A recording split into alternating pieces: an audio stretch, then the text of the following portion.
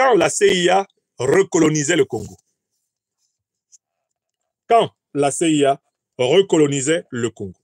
Quand la CIA recolonisait le Congo. Regardez ce qu'ils ont fait. Et partagez ça à nos paysans, à nos paysannes, à nos ouvrières, à nos ouvriers. Donnez ça à nos enfants. Tous ceux qui peuvent lire, donnez les livres aux enfants. Faites savoir ce qui doit être su aux enfants. N'attendez pas.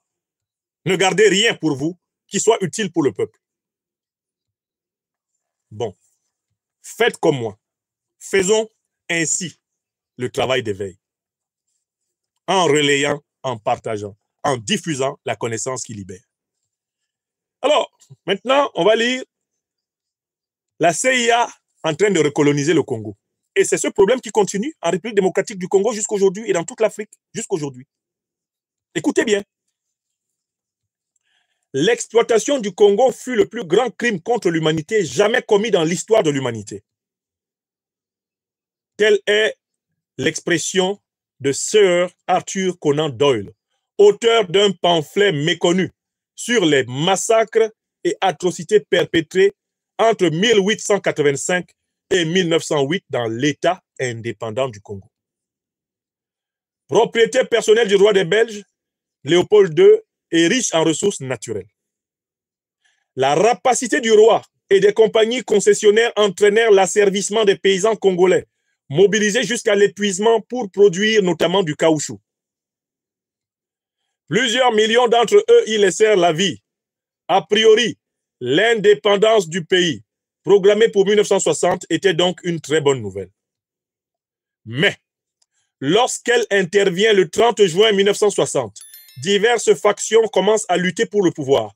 Parmi elles, le mouvement national congolais du leader charismatique Patrice Lumumba.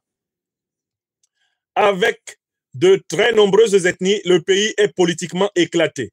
Il est riche de nombreux minéraux, de métaux, de diamants et d'or. Moi, j'aime beaucoup ce livre qui reconnaît que l'Afrique est le continent le plus riche de l'humanité. Là, par exemple, on dit aux Congolaises et aux Congolais, le Congo, c'est en fait le pays le plus riche. C'est le pays le plus riche au monde. En réserve de matières naturelles stratégiques, c'est le pays le plus riche au monde. Et que cet ouvrage-là reflète la connaissance que les Américains ont du Congo. La CIA nous dit, à travers cette révélation, que les Occidentaux savent très bien que l'Afrique est le continent le plus riche du monde. Parce que c'est un compte rendu des archives de la CIA. Bon. Entouré par 9 pays, le Congo est prêt à devenir un champ de bataille de la guerre froide entre États-Unis et Union soviétique. Les Américains exploitent déjà à l'époque des gisements de cobalt. 75% de l'approvisionnement des Américains en cobalt venait déjà à l'époque du Congo. De zinc, de manganèse, fer et bauxite, tous très utiles à leur industrie aéronautique. Alors que le Congo n'a pas d'industrie aéronautique, le sous-sol congolais a permis aux États-Unis de développer leur industrie aéronautique. Merci le Congo.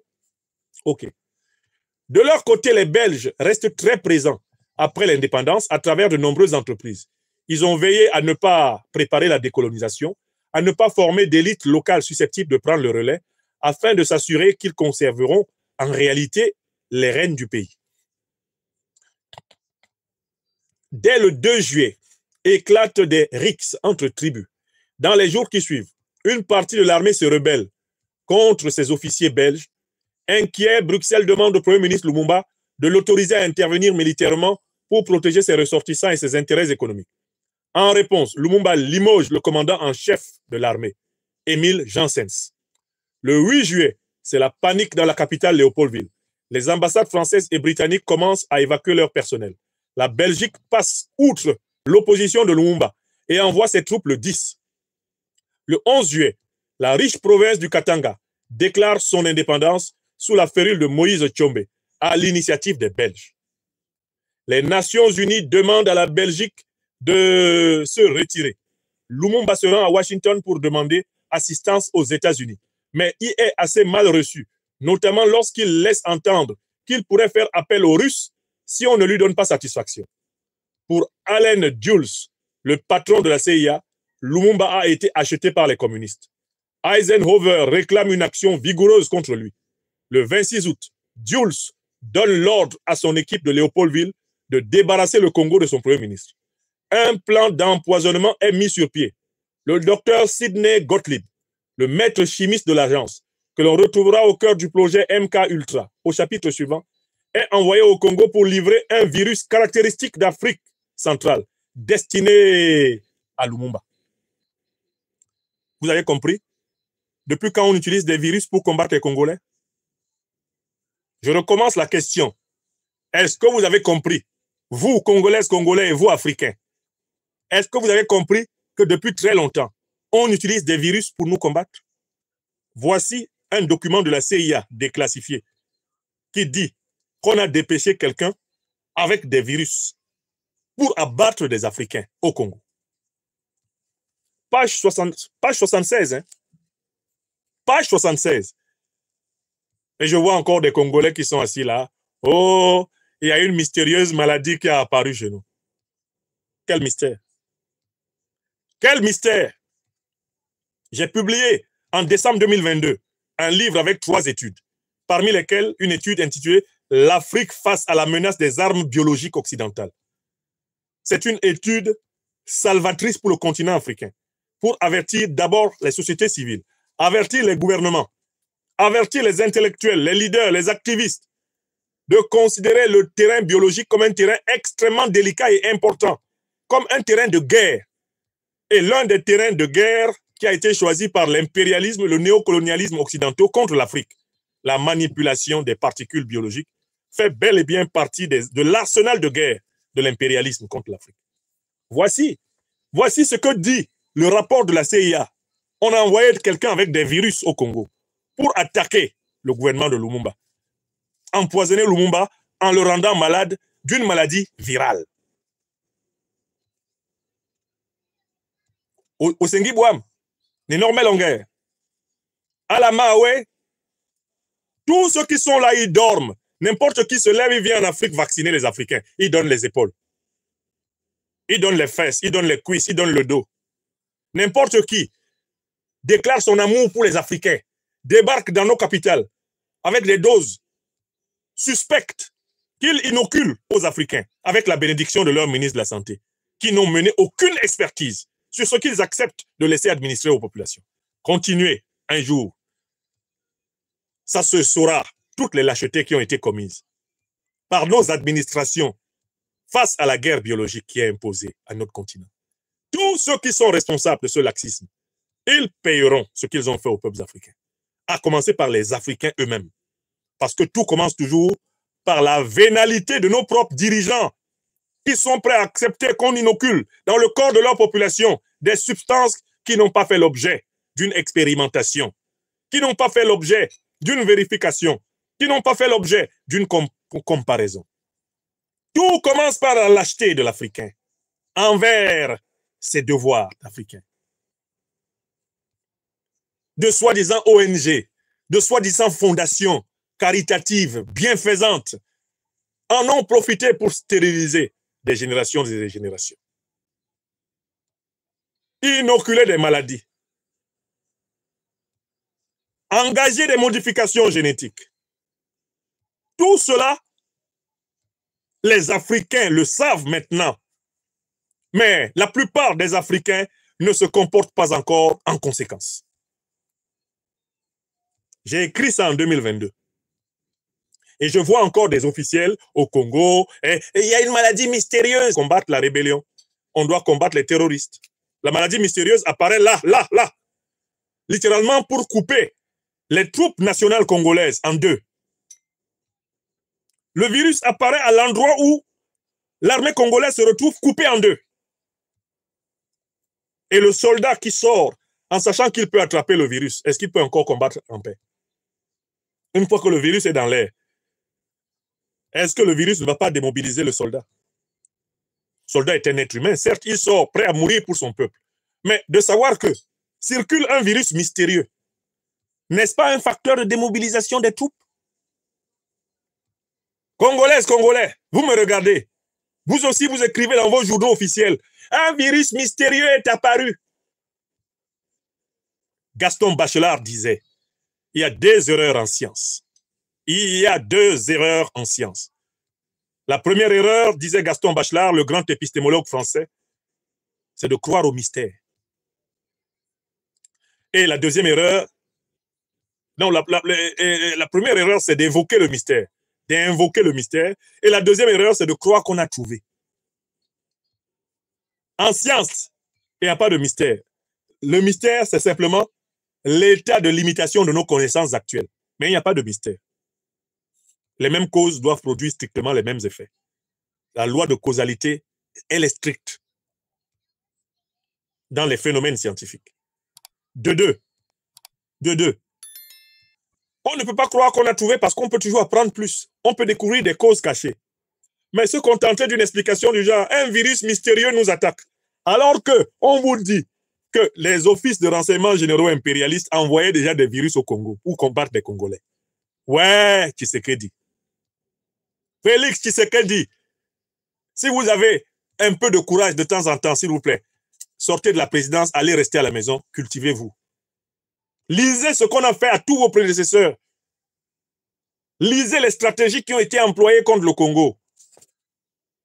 Quand vous voyez apparaître un nouveau virus, sachez qu'il s'agit d'une phase et d'une forme de l'agression multiple que ce pays subit et que l'Afrique subit. Arrêtez de vous cacher derrière vos petits doigts et de mentir au peuple africain. Un virus mystérieux a apparu. J'ai étudié dans cette étude de 2022 le travail du terrible laboratoire de Wouter Basson, le docteur Wouter Basson en Afrique du Sud, qui a avoué dans un procès retentissant qu'il fabriquait des cultures de bacilles. Il fabriquait des cultures de bactéries et de virus pour les inoculer à la population noire afin de la réduire et de combattre son expansion démographique naturelle. Le docteur Wouter Basson. Si vous tapez ce nom sur Internet, vous allez voir l'œuvre de ce criminel. Et son laboratoire travaillait en bonne intelligence avec les grands laboratoires biologiques de l'OTAN, sous le régime de l'apartheid. Et ils ont utilisé les bactéries et les virus qu'ils ont synthétisés dans ces laboratoires sud-africains. Ils les ont utilisés au Zimbabwe pour combattre les Zimbabwéens qui luttaient pour leur indépendance. Ils les ont utilisés en Zambie. Ils les ont utilisés au Congo. Ils les ont utilisés en Namibie. Ils les ont utilisés en Angola. L'Afrique a connu des épisodes massifs de guerre biologique. Et donc, moi, quand je lis un document de la CIA qui dit, je lis, le docteur Sidney Gottlieb, le maître chimiste de l'agence de la CIA, est envoyé au Congo pour livrer un virus caractéristique d'Afrique centrale, destiné à Lumumba. Le poison ne sera pas utilisé en raison des réticences de l'équipe sur place.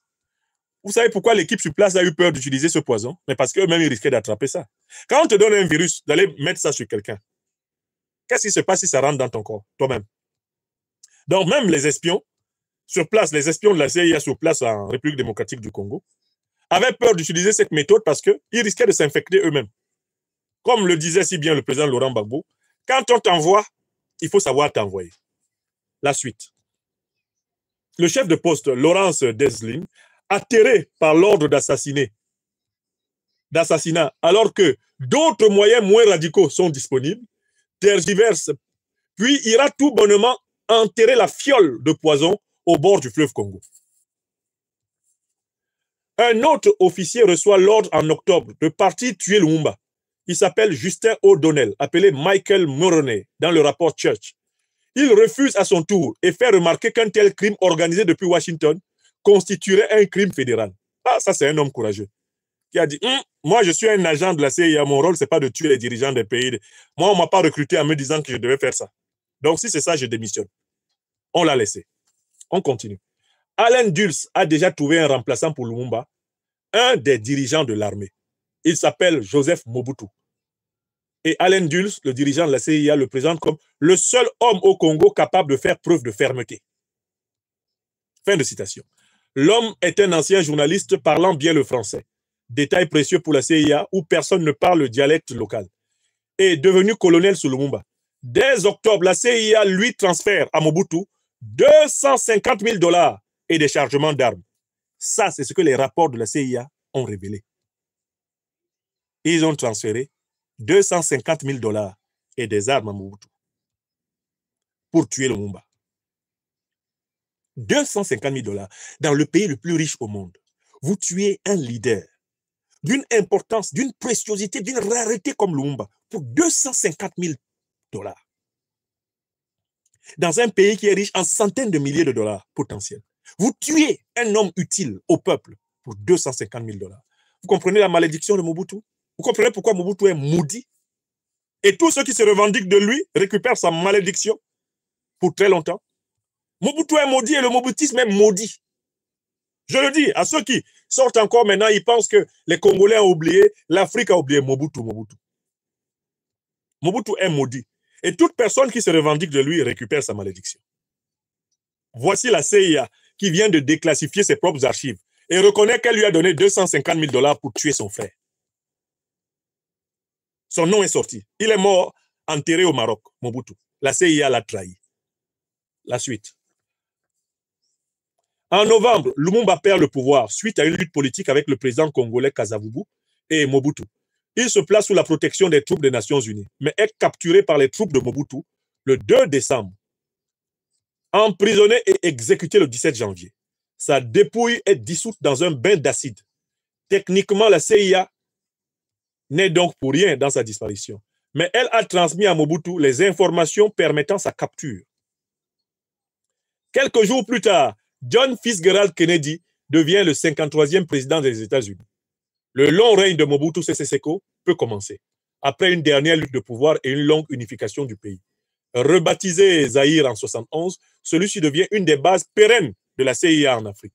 Mobutu s'impose comme un des dictateurs les plus corrompus et les plus sanguinaires du continent, détournant des milliards de dollars de recettes minières et massacrant ses opposants. Dans une interview télévisée de 1962, Allen Dulles reconnaît que la CIA a surestimé l'implication des Russes au Congo. Donc, ils ont menti sur Lumumba. Le règne de Mobutu n'a pris fin qu'en 1997 sous l'effet d'une guerre imprévue, conséquence du droit rwandais.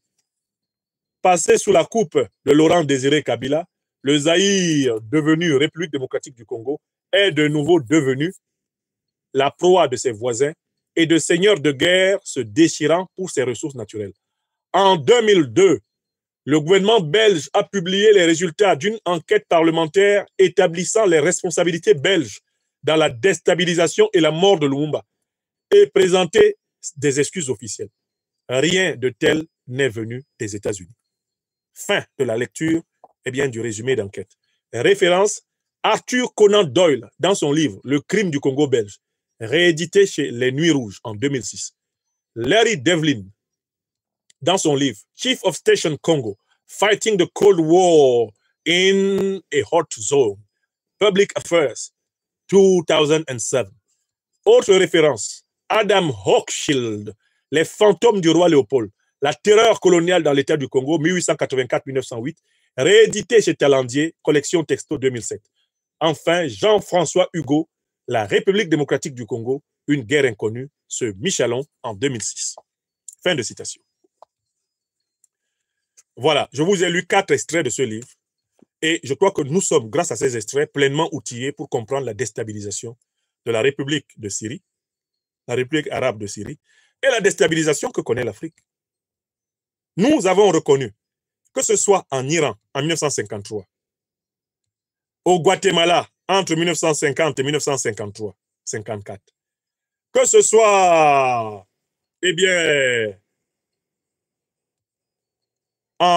au Congo, à la fin, entre 1950 et le début des années 60, nous avons reconnu la structure incontestable de déstabilisation conçue par l'OTAN. Instrumentalisation de groupes terroristes ou mercenaires, premier point.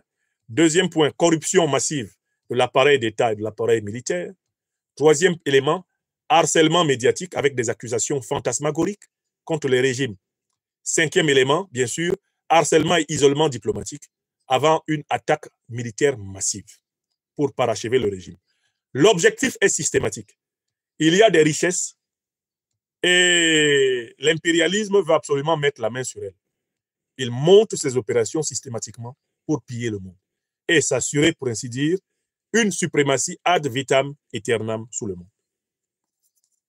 Voilà ce qu'on apprend quand on lit les livres utiles. C'est-à-dire des livres bâtis sur des preuves incontestables. Tout ce que je vous ai dit, et cela fait bientôt 1h49, est tiré des documents déclassifiés par la CIA. Je n'ai pas accusé la CIA d'avoir fait autre chose que ce que la CIA elle-même a reconnu. Et je dis que devant le soutien médiatique et diplomatique et politique des grandes puissances occidentales aux terroristes qui ont pris le pouvoir à Damas, on peut déjà faire l'hypothèse que c'est la méthode classique utilisée par la CIA en Amérique latine, au Moyen-Orient, en Iran, au Congo. C'est cette méthode utilisée en Libye, c'est elle qui s'est poursuivie tranquillement en Syrie. Il n'y a aucune raison de penser qu'il y ait une autre justification à ce soutien incongru des grands médias, des grandes puissances occidentales aux terroristes qui ont pris le pouvoir maintenant, précisément à Damas. Nous, Africains de ce monde, qui avons la possibilité d'accéder à l'information, à la comparaison d'informations, reconnaissons dans cette déstabilisation en Amérique latine, dans l'Orient, au Moyen-Orient, en Europe, nous reconnaissons la structure de la déstabilisation africaine, multidécennaire et multiséculaire. Et nous disons par conséquent que les Africains doivent renforcer, premièrement, l'outil de défense, renforcer la cohésion entre l'armée et le peuple, l'amour puissant qui lie les armées africaines aux peuples africains dans les pays de révolution panafricaniste. Cet amour doit être préservé. Nos militaires, nos forces de défense et de sécurité en Afrique doivent aimer tendrement leur peuple. Jamais retourner délibérément les armes d'un pays contre son peuple. C'est la première règle qu'il faut tirer. Tous ceux qui gouvernent les Africains, en utilisant les armes de l'État contre le peuple, condamnent les États qu'ils dirigent à être aisés à détruire. Parce que quand il n'y a pas ce lien intime entre l'armée et le peuple, il est facile de corrompre l'armée, il est facile de démoraliser le peuple. Deuxième leçon. Il faut élever le niveau de vie de nos populations. Il faut améliorer le niveau de vie de nos ouvriers, des femmes, des paysans, des jeunes, des fonctionnaires, pour les mettre à l'abri des facilités de la corruption. C'est un impératif. Pour que les gens ne soient pas aisés à corrompre, il ne faut pas les laisser à la merci de la pauvreté. Donc, nos dirigeants, tous ceux qui dirigent les pays africains, doivent avoir un souci permanent d'améliorer les conditions de vie de leur population. Si les populations ont de bonnes conditions de vie, elles sont moins faciles à corrompre. Troisième élément important dans cette lutte contre la déstabilisation. Nous devons construire des alliances qui nous protègent précisément contre les pressions diplomatiques et contre le chantage médiatique. Les grandes alliances sont nécessaires. Alliance africaine, alliance du monde multipolaire sont les axes dans lesquels nous pouvons efficacement nous défendre. Quatrième point essentiel de cette résistance contre l'impérialisme, il est important de savoir que tant que l'Afrique sera riche, l'Afrique sera convoitée par le terrorisme impérialiste, l'Afrique sera convoitée par le néocolonialisme, l'Afrique sera convoitée par des multinationales cupides. C'est pour cela que j'ai dit, je répète, on ne peut pas faire disparaître complètement le terrorisme sur la terre. On peut faire disparaître des groupes terroristes, mais on ne peut pas faire disparaître le terrorisme, car terroriser les autres pour s'emparer de leurs richesses est un réflexe ancré dans l'âme humaine depuis plusieurs millions d'années et même plusieurs centaines de milliers, plusieurs décennies. Sur cette terre, nous devrons toujours veiller au grain, car, eh bien, l'homme, sans cesse, est un loup pour l'homme. Homo homini lupus. Sur cette terre des hommes. Toujours inclure la dimension de la méchanceté structurelle des relations internationales dans toutes les constructions de nos équations nationales, nos équations continentales et panafricaines. Voilà, mes chers amis, jusqu'où je voulais vous amener à prendre plaisir à lire le livre du jour.